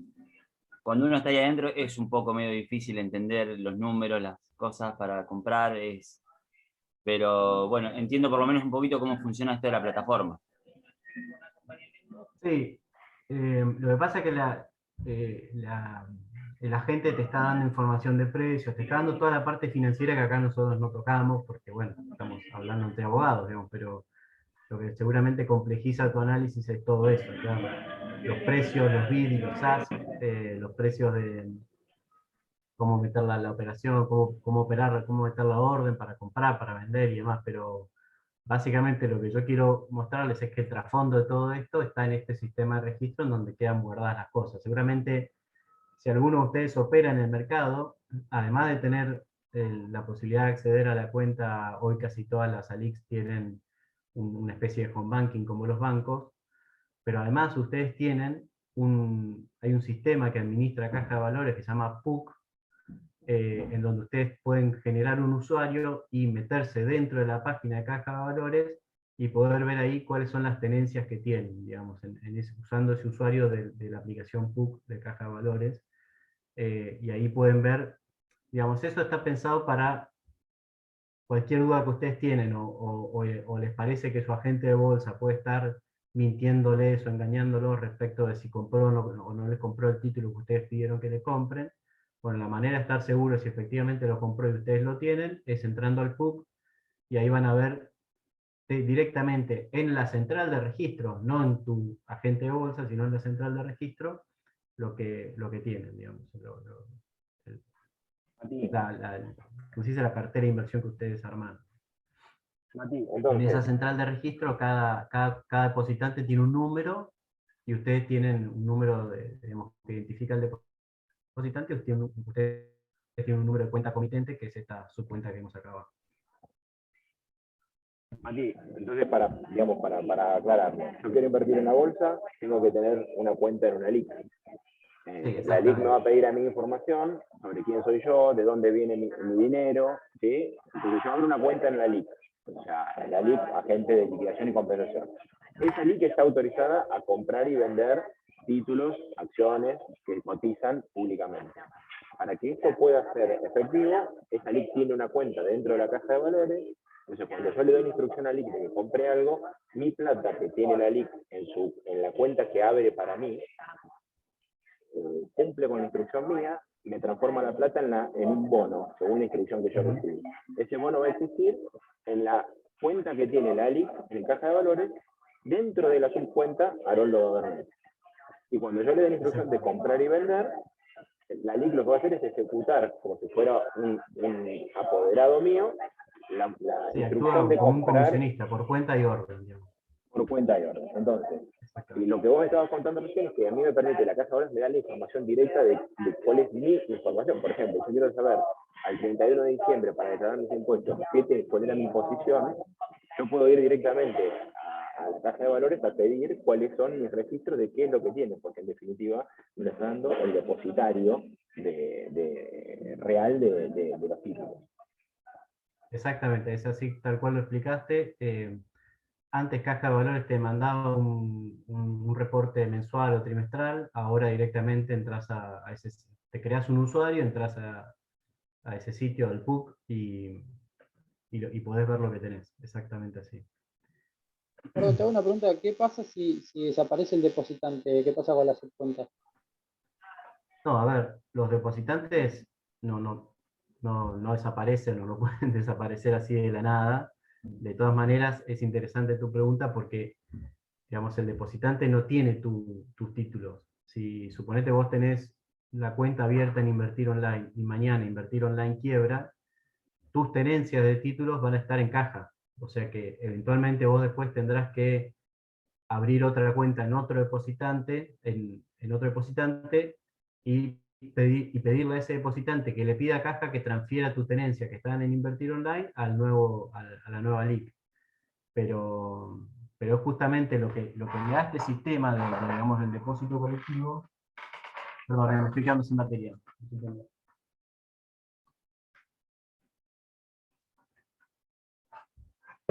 Lo que te da este sistema del depósito colectivo es la garantía de que no estás asumiendo el riesgo de tu depositante. O sea, vos no estás asumiendo riesgo invertir online en la transacción que estás haciendo, porque ya te digo, si invertir online quiebra, tus tenencias están resguardadas. Diferentes es la plata. Esto que estamos hablando es con respecto a los títulos valores. Ahora, con respecto a la plata, ahí sí hay un riesgo, y fue lo que pasó el año pasado que yo les mencioné con este caso de Rosario. Cuando ustedes van a hacer una inversión a través de una LIC, lo que tienen que hacer primero es darle la plata para que la LIC compre lo que ustedes le piden. Entonces, no sé, ustedes llaman al corredor de bolsa y dicen, che, quiero comprar acciones de YPF, tengo 50.000 pesos, quiero comprar acciones de YPF. Bueno, así, transferime la plata a mi cuenta, te va a decir la LIC, a mi cuenta, a la cuenta de la LIC, y yo te los compro. Normalmente, en el 99,9% de los casos, eso ocurre sin ningún problema. Lo que pasa es que sí ahí ustedes tienen un riesgo porque en el momento que ustedes le dan la plata y hasta que el agente compra los bonos, en el medio, digamos, la plata está en la cuenta del agente. Y eso fue lo que pasó el año pasado con esta LIC de Rosario, que utilizó toda la plata de sus clientes para cubrir negocios que le habían ido mal con Vicentín. No les tocó los bonos a los clientes, sí les tocó la plata. Y eso generó que nosotros los denunciáramos penalmente, que haga una investigación y demás. Pero bueno, ese riesgo está, digamos, el sistema la verdad que no lo cubre adecuadamente, estamos trabajando en alguna normativa para atender ese tema. Pero digamos, cuando ustedes transfieren la plata a la gente, en esos pocos días que está la plata ahí, o horas, digamos, horas, el riesgo lo tienen. Lo mismo cuando cobran un servicio de interés y no lo reinvierten, digamos, esa plata queda en la cuenta de la gente. Ustedes le tienen que pedir que se los transfiera a ustedes o que se los vuelva a invertir, según lo que quieran hacer. Pero bueno. Ok, gracias. Yo les decía entonces que la 26831 lo que regula justamente es la oferta pública de títulos valores. ¿Qué entendemos por oferta pública? Bueno, cuando ustedes hacen, ahí está lo que está en letra cursiva o romanita, digamos, es el texto de la definición de oferta pública de la ley. Básicamente lo que vemos acá en la flecha es un resumen de eso.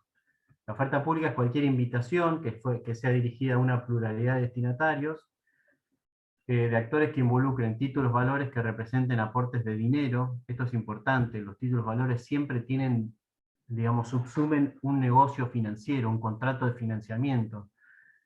Por ejemplo, ha habido casos, hay jurisprudencia de casos en donde un club de campo instrumentaba la asociación de sus socios al club a través de la emisión de acciones, pero eso no se entendió como, en ese caso esas acciones no eran consideradas títulos valores, porque no tenían dentro de ella la idea de, o no tenían un contrato de financiamiento. Lo que había ahí es simplemente un instrumento utilizado para reflejar derechos diferentes, el derecho a usar la zona común, a poder usar la cancha de tenis, etcétera, lo que el club ofreciera, digamos, pero no había dentro de esa acción un contrato de financiamiento. Por eso es que una de las características de los títulos valores, para ser tales, es que tienen que subsumir un contrato de financiamiento. Y la oferta pública también exige que uno haga actos hechos por emisores o personas dedicadas al comercio por cualquier medio de difusión. Es decir, vuelvo a lo mismo. Vamos al ejemplo bien concreto. Supónganse, nosotros, Haroldo y yo, tenemos otros dos muy amigos, y en un momento estuvimos por comprar un departamento, al final no lo compramos, Haroldo no se achicó, digamos, pero si fuéramos, por ejemplo, a construir un edificio, nosotros cuatro, podríamos armar un fideicomiso, ¿no? Como se hace habitualmente, lo que se conoce como fideicomiso de pozo, fideicomiso de construcción.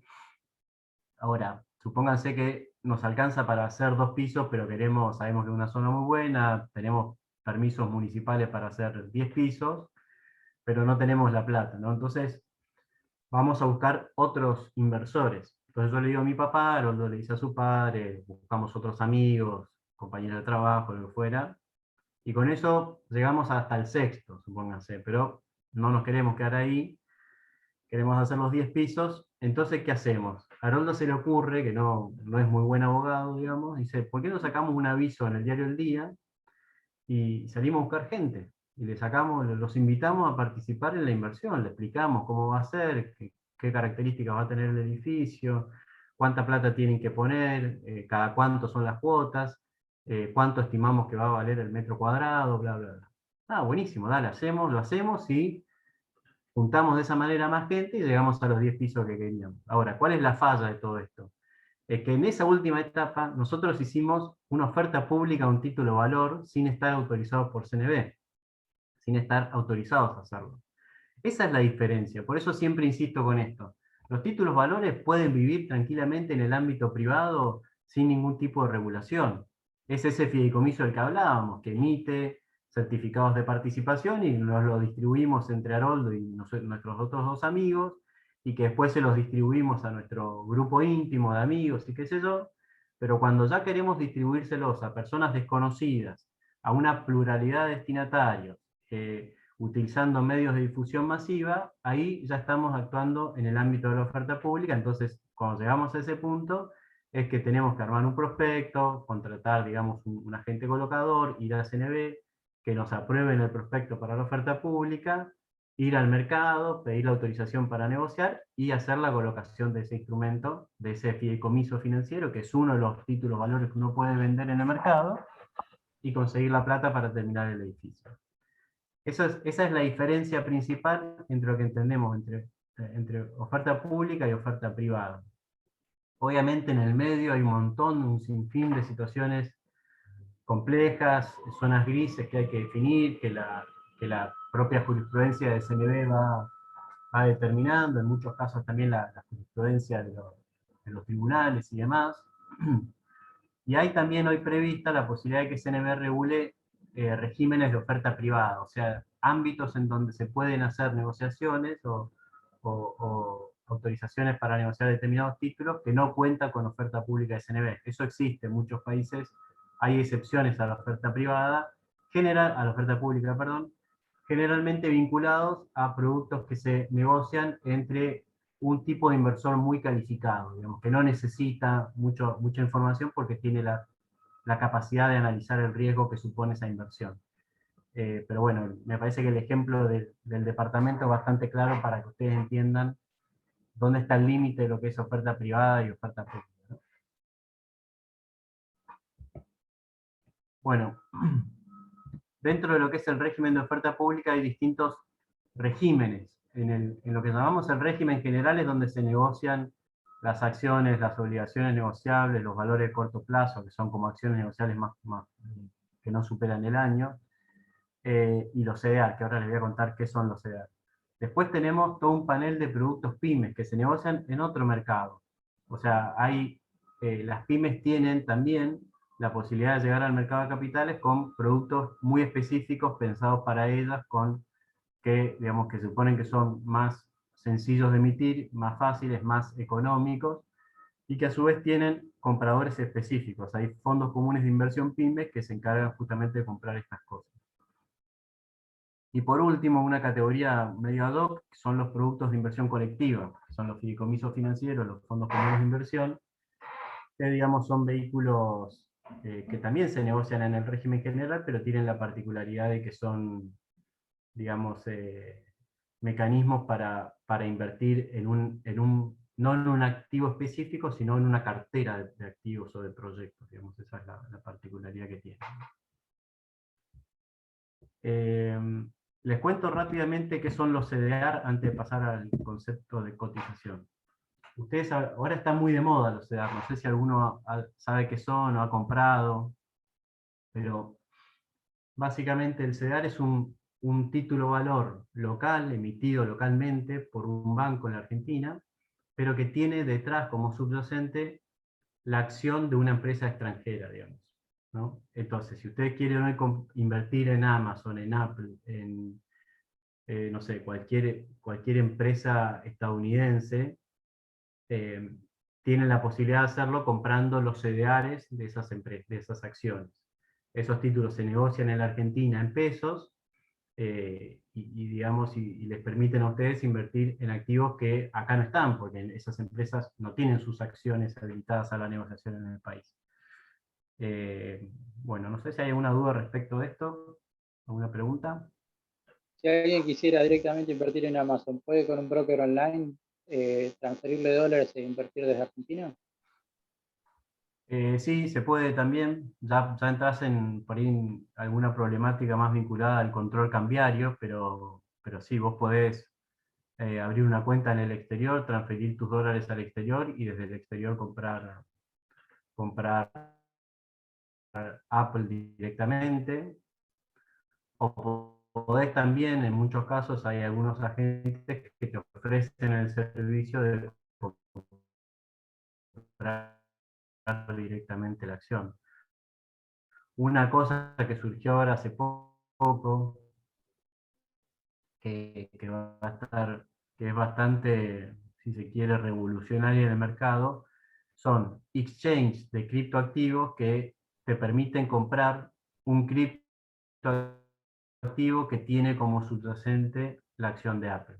Eso también está empezando a aparecer. Como les dije antes, ese tipo de activos no están regulados ni controlados por nadie. Digamos, son con un nivel de riesgo bastante más alto que comprar el CDR, que lo emite acá un banco, el Banco Comafi, es el que emite todos los CDRs en el país. Es un negocio que lo tenía originalmente el Deutsche Bank. Cuando el Deutsche Bank se fue, toda la cartera de lo que es la banca fiduciaria, que es la que hace de todos los CDRs.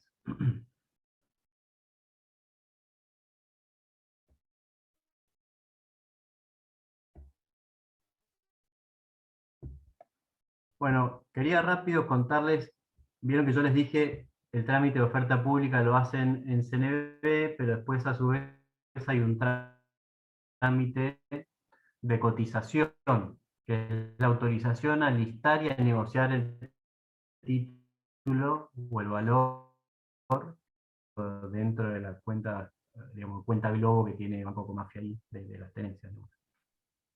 Okay. Bueno, si quieren, porque podemos avanzar con esto así. Creo que Haroldo ya entró. ¿Entró? Sí. Bueno, seguimos entonces. Entonces le decía, todo esto es lo que tiene que ver con la regulación y después los mercados son los que autorizan la cotización. En este primer ejemplo que les daba, fíjense que CNB no lo autorizó al bono del gobierno nacional. Perdón, ¿por qué les parece que CNB no lo autorizó? No autorizó la oferta pública de ese título valor que se colocó bajo oferta pública con difusión en los medios y demás. ¿Puede ser porque se emitió con otra normativa?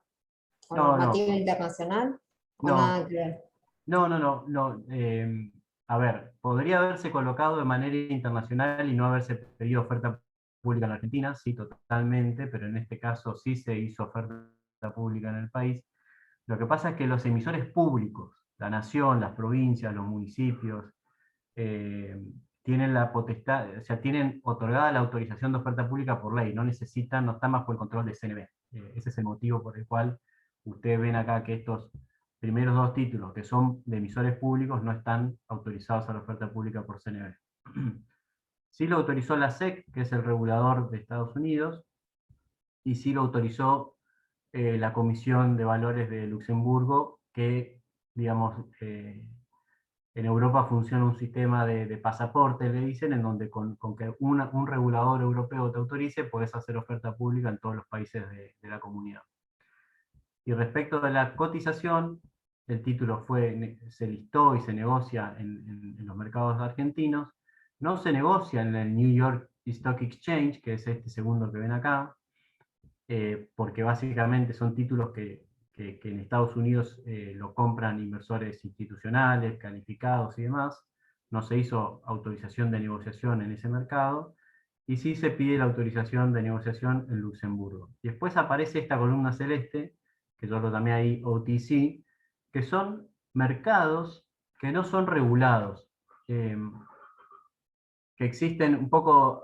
Me gustó el ejemplo que daba Haroldo de la feria. Cuando ustedes ven la feria de 38, en donde están todos, o sea, imagínense que, que puede haber un mercado central regulado, en donde ocurren las principales transacciones, pero afuera de la feria, afuera de ese mercado central, se armaron unos puestitos que no los controla nadie, que no pagan el alquiler del mercado, qué sé yo. Esos puestitos también uno puede ir ahí y comprar fruta, verdura y demás, o sea, ocurren las mismas transacciones que adentro, solamente que no son regulados. Eso es lo que llamamos en la jerga financiera mercados over the counter o OTC. Y mucha transacción de los títulos públicos argentinos ocurre en esos mercados, de los argentinos y de todos los países emergentes, digamos, ¿no? El segundo título, vamos a dar un par de ejemplos, así no nos atrasamos tanto. Vamos directamente a la acción de Superville, el tercer renglón. Esa acción sí, Superville en el 2016 abrió su capital, emitió nuevas acciones, las abrió a la oferta pública, y bueno, fue autorizado por todos los reguladores y fue autorizado a negociarse en todos los mercados. Vamos al caso de Habana, es lo mismo, el mismo proceso de Banco Superville. Abrió su capital, ofreció las acciones, lo autorizó CNB y se negocian en BIMA, que es el mercado donde se cotizan las acciones argentinas, ¿no? Y vamos a dar alguno más de los de abajo. La acción de YPF es una acción también. YPF, si bien tiene capitales públicos, es un emisor privado para Argentina, con lo cual tiene que ir a CNB y pedir autorización. No pidió autorización en la SEC, eso se colocó solo a inversores institucionales bajo una excepción que se llama regla S o regla 144A, que le permite a los emisores extranjeros en Estados Unidos colocar deuda sin autorización del regulador. Sí tuvo autorización de oferta pública en Luxemburgo y sí fue autorizado en los mercados argentinos y de Luxemburgo también. Pero bueno, estos son solo ejemplos. Yo lo que quería hacer bien esta distinción entre lo que es el trámite de oferta pública, que es un trámite, si se quiere, más legal, regulatorio, de carácter jurídico, y el trámite de negociación, que la autorización de negociación que la da el mercado de manera directa. Bueno, ya con esto vamos terminando. Perdón, María, ¿por qué no los reguló Argentina los primeros dos, en definitiva? ¿No los autorizó? No, porque no necesitaban, porque la misma ley le autoriza a los emisores públicos a hacer oferta pública. Fíjate, los dos primeros son bonos nacionales, del gobierno nacional. La nación, las provincias y los municipios no necesitan pedir autorización para poder hacer oferta pública de los bonos que emitan, digamos. Bueno, vamos rápido entonces a la última parte, que es la descripción de lo que llamamos la arquitectura del mercado doméstico, ¿no?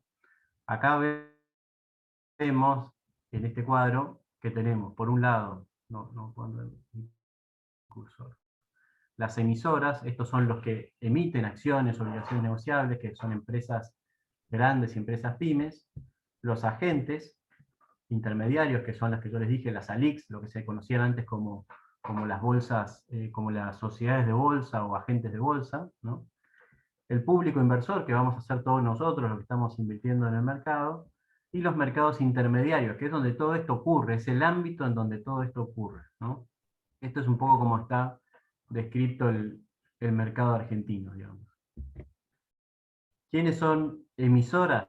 Dijimos, pueden ser empresas grandes, pueden ser pymes, cooperativas, y también el sector público, pero como dijimos, el sector público no está sujeto a la regulación para la oferta pública del CNB. En el medio, los agentes que participan, hay mucha variedad de agentes. Yo voy a mencionar a los más relevantes, pero hay muchísimos, digamos, hay muchos distintos tipos de agentes. Los principales son los mercados. En nuestro país vamos a ver que hay cuatro mercados de capitales en donde se negocian distintos tipos de títulos valores. Tenemos las ALICs, que hay más o menos 300 ALICs, que son estas, en los ejemplos que dimos, Invertir Online, Alaria, bueno, la Bolsa de la Plata es una ALIC, por ejemplo. Si ustedes quieren tener un agente cerca, pueden abrir una cuenta en la Bolsa de Comercio de La Plata, que es ALIC, y pueden invertir desde ahí. Tiene también su plataforma online para operar y demás. Bueno, como esas hay 300 distribuidas en todo el país. Una cosa que no mencioné es que toda la regulación del mercado de capitales es de carácter federal, o sea, los litigios que se den en relación a esto, que involucren a la CNB, van a ser en el fuero federal, y CNB tiene regulación también de alcance federal. No hay reguladores del mercado de capitales a nivel de las provincias, solamente existe un único regulador, que es CNB. Lo remarco porque en otros países es distinto. Por ejemplo, en Canadá, en Estados Unidos, que también son nacional, que regula los títulos valores cuando se negocian interjurisdiccionalmente. Si una empresa quiere emitir un título valor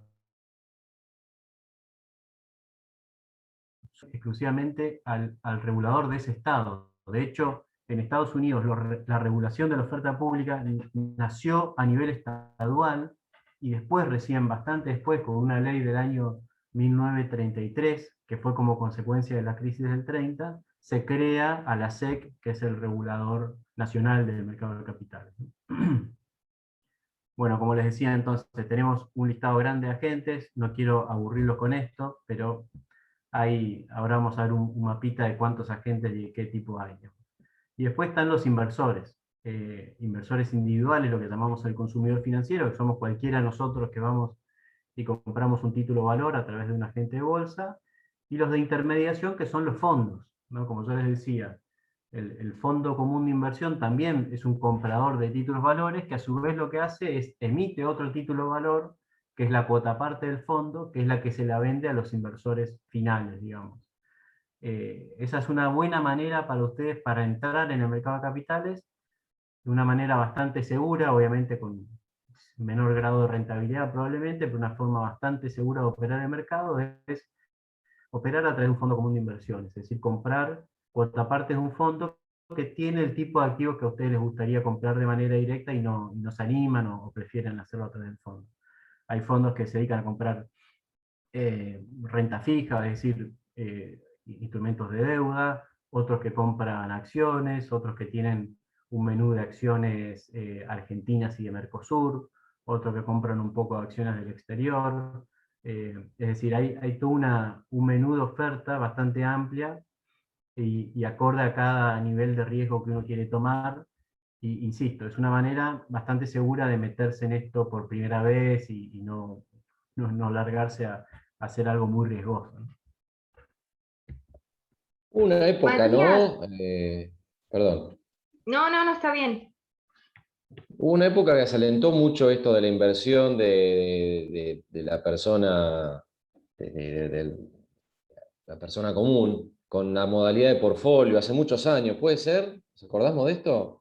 Bueno, es esto, los fondos comunes de inversión se crearon en los 90, digamos, pero están vigentes desde esa época y siguen existiendo. Hoy, digamos, como te digo, cualquier persona podría abrir una cuenta en un en un fondo común de inversión, de un banco o de una sociedad gerente no bancaria, y comprar cuotapartes de ahí.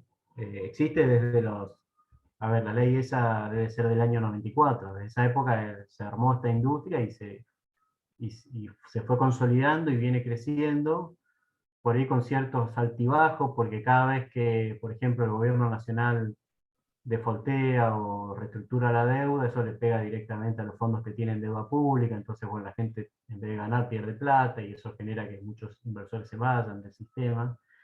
Pero bueno, hoy vamos a ver que hay más o menos 500.000 cuentas abiertas en fondos comunes de inversión, y a eso hay que sumarle como 4 millones de cuentas más de los fondos comunes de inversión que están, ahora realmente hay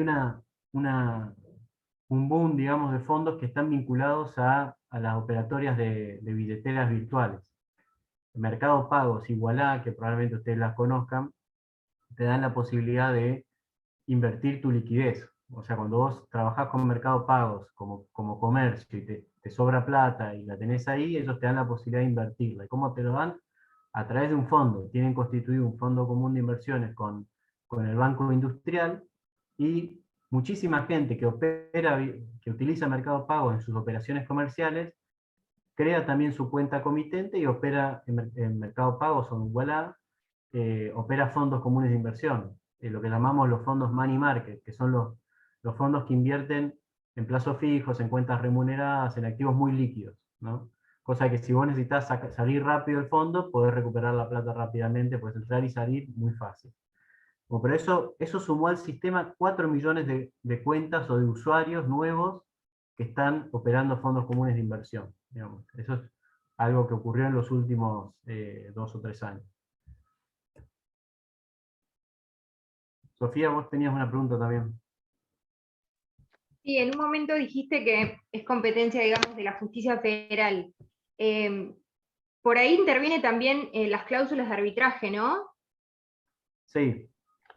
Muchos, no es tan común en los bonos, pero todos los mercados están obligados a tener un tribunal arbitral, y muchas veces se pautan, digamos, en títulos valores o en problemas que pueda tener un agente con un cliente y demás, se puede impactar esa jurisdicción, digamos, de arbitraje. También esos tribunales arbitrales de las bolsas de comercio o de los mercados ahora, también se usan en otros tipos de negocios comerciales que no tienen nada que ver con el mercado. O sea, vos podés tener no sé, comprar mercadería a un determinado proveedor y fijar como cláusula de jurisdicción para ese contrato el tribunal de la bolsa, por ejemplo. Eso podría pasar tranquilamente. Bueno, Mati, vamos a hablar un poquito. Mati, Sí. una aclaración o un aporte. Si ustedes entran a Mercado Pago, van a ver que ustedes pueden operar con la cuenta de ustedes, digamos, donde Mercado Pago hace simplemente una transacción sobre la cuenta bancaria de ustedes, pero también pueden poner plata en Mercado Pago.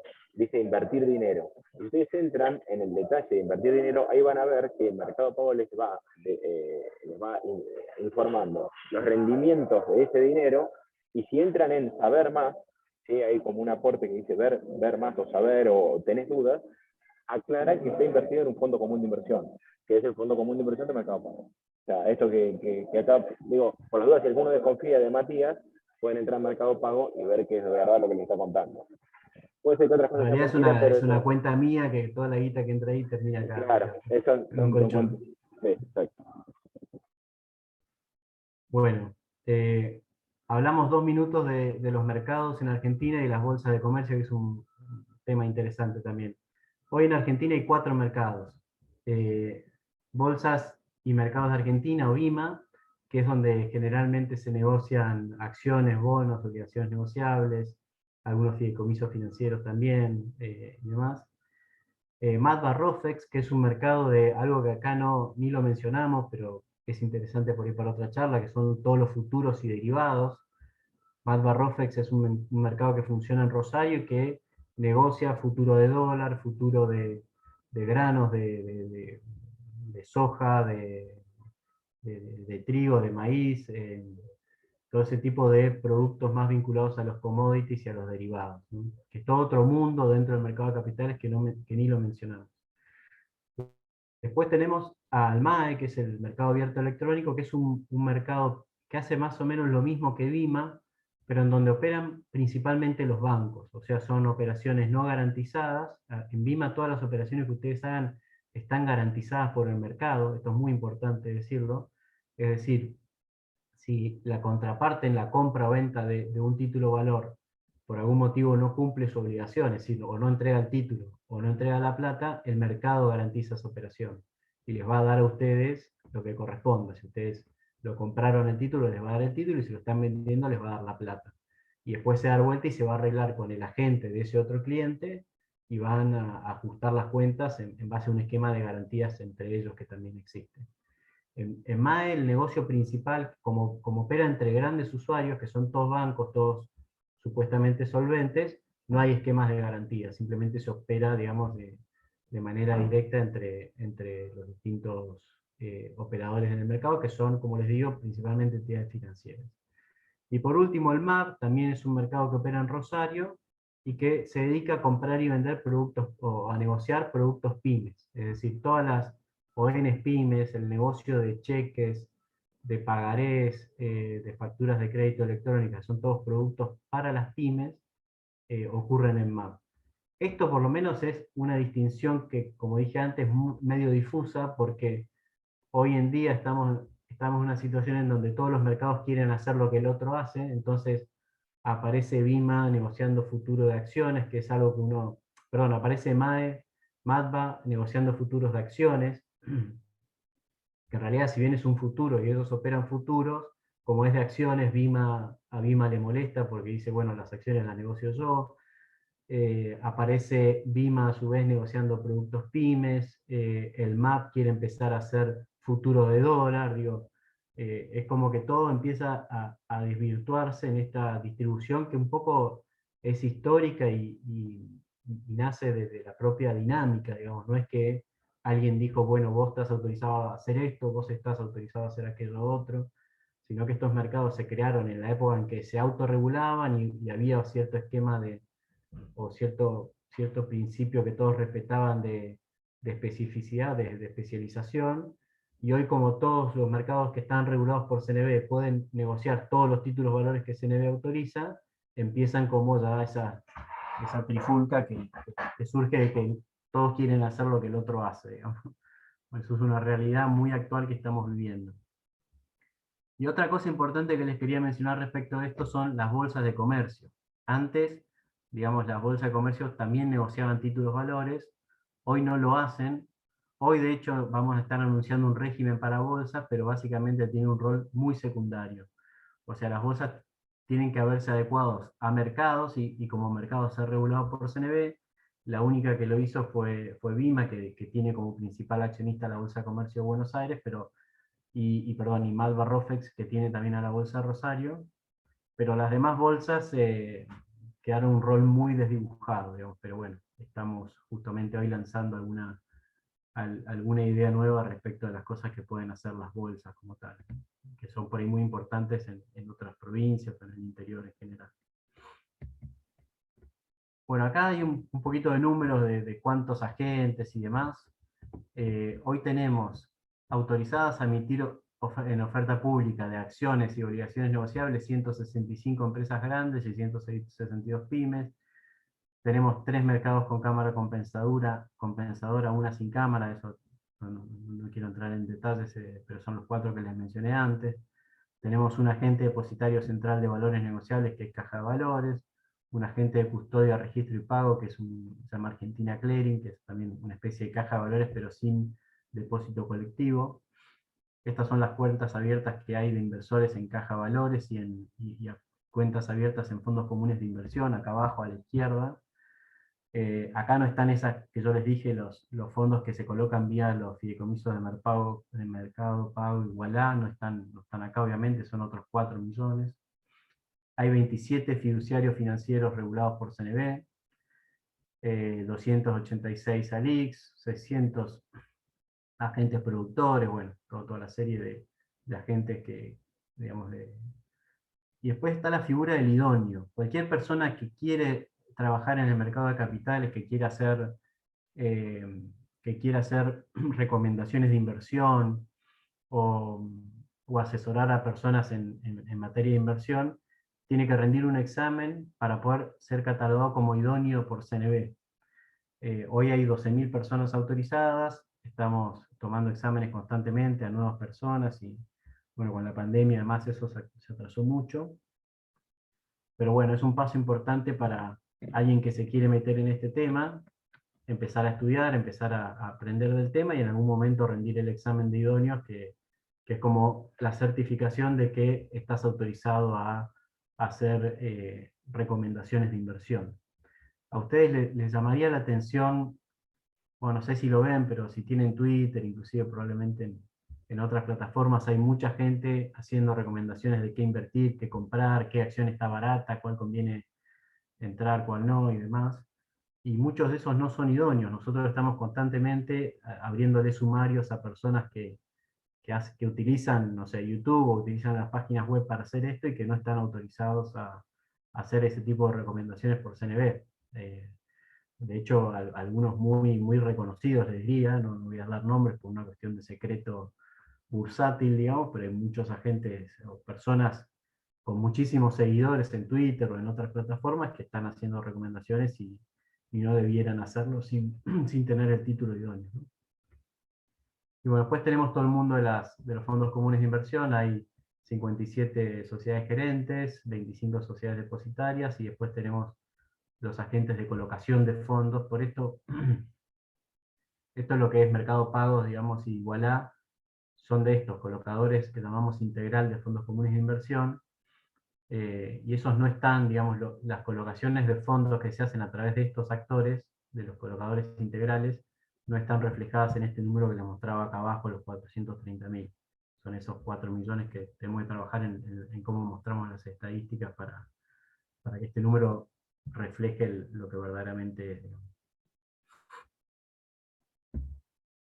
Bueno, acá algunos números del mercado. Esto es algo que se va a estar publicando, información fresquita que todavía no es pública, digamos, de nuestro informe de financiamiento. Nosotros sacamos mensualmente un informe de financiamiento con la evolución de los números mes a mes y también de un informe, digamos, que va de un año para atrás.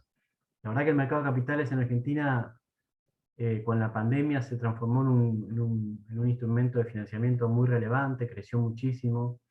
Fíjense algunos números. El financiamiento total en el mercado de capitales en los últimos 12 meses, es decir, abril contra abril, creció un 128%.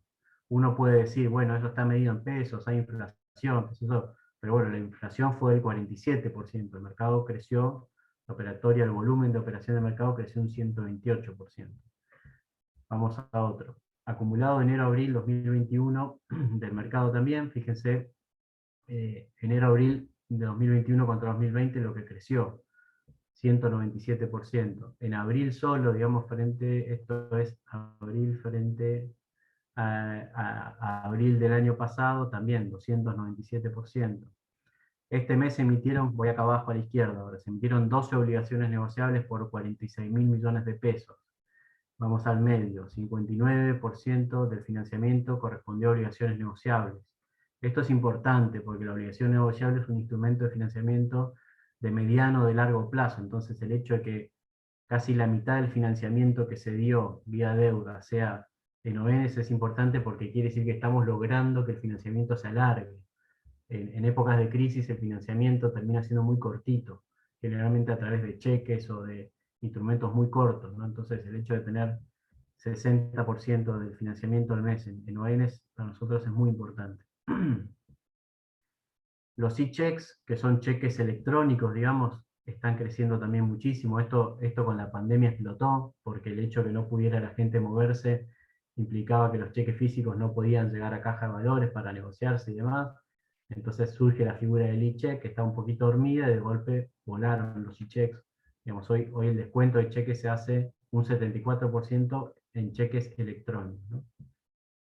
Se negociaron 19.993 cheques de pago diferido, son 22.000 millones de pesos negociados. Esto es todo financiamiento PYME del mes en cheques. Fíjense, 23.000 millones, 22.000 millones 500 de cheques de pago diferido en el mes.